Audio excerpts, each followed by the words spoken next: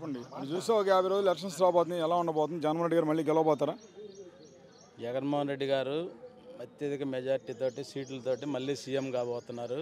ప్రజల మద్దతు అంతా జగన్మోహన్ రెడ్డి గారికి ఉంది. ఎస్సీ ఎస్టీ బీసీ మైనారిటీ అందరికి కూడా సంక్షేమ పథకాలు అందాయి.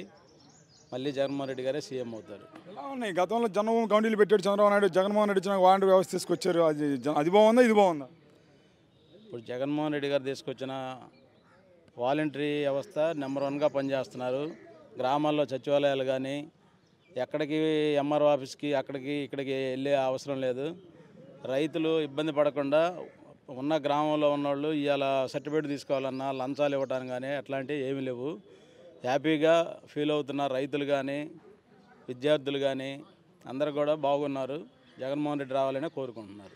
మరి ఇప్పుడు మీరేమో వాలంటీర్లు బాగా చేస్తున్నారన్నారు వాలంటీర్ల పథకాలు వైసీపీ పార్టీ వాళ్ళ వరకు ఇస్తున్నారంట కదా జగన్మోహన్ రెడ్డి గారు ఎక్కిన తొలి రోజునే చెప్పారు పార్టీలకు అతీతంగా సంక్షేమ పథకాలు అందిస్తానని.